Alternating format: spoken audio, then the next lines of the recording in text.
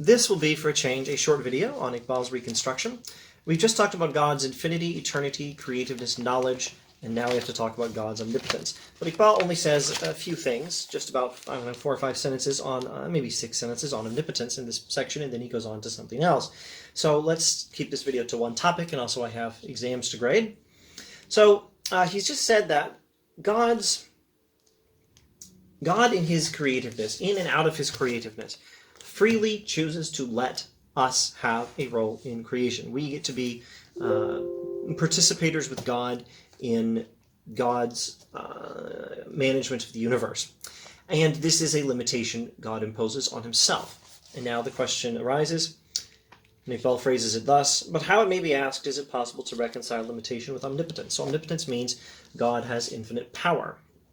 And one normal way of thinking of omnipotence is no limitations. But God has limitations, God has a self-imposed limitation, and this means that we have a situation with omnipotence, or so it would seem. Iqbal answers, however, no problem. He says, the word limitation need not frighten us.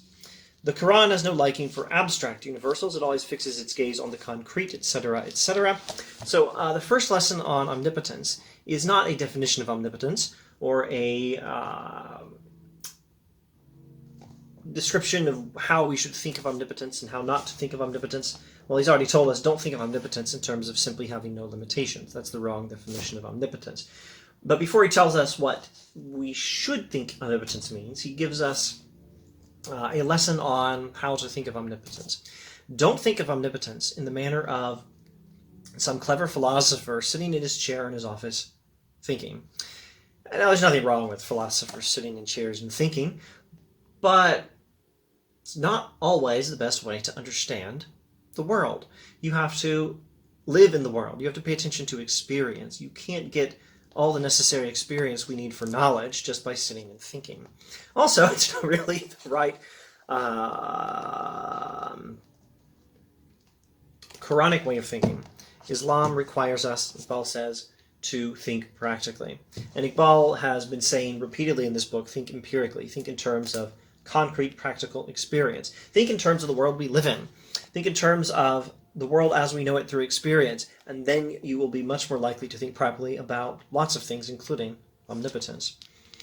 So now here is the key sentence. He says, all activity, creational or otherwise, is a kind of limitation, without which it is impossible to conceive God as a concrete operative ego. And he doesn't elaborate on that here. I don't know that he elaborates on it at all. So we have to take this sentence and take the simplest interpretation. He seems to think it was perfectly obvious. So let's see if we can explain this sentence. The sentence again. All activity, creational or otherwise, is a kind of limitation, without which it is impossible to conceive God as a concrete operative ego. So let's first explain what the sentence means, and then try to explain why he thinks it's perfectly obvious. God is a concrete operative ego, which means an ego who operates concretely, which means God is a self and a mind who does stuff. God acts in the world. And you can't think of a God who acts in the world without thinking of a God who limits himself. So why does that seem so obvious? Well, here I am acting. Here I am picking up my cup of tea. And by picking up my cup of tea, I've limited myself to being the kind of person who picks up a cup of tea at exactly this time. I can never ever again be a being who did not pick up a cup of tea at this time. Now, I can, at the moment, be the kind of being who does not pick up a cup of tea 5 seconds from now. And I decided not to do it. And I've limited myself. I can no longer be the kind of person who picks up a cup of tea at that exact crucial moment in time. So all action involves limitation. In all action, you limit yourself to having done that action.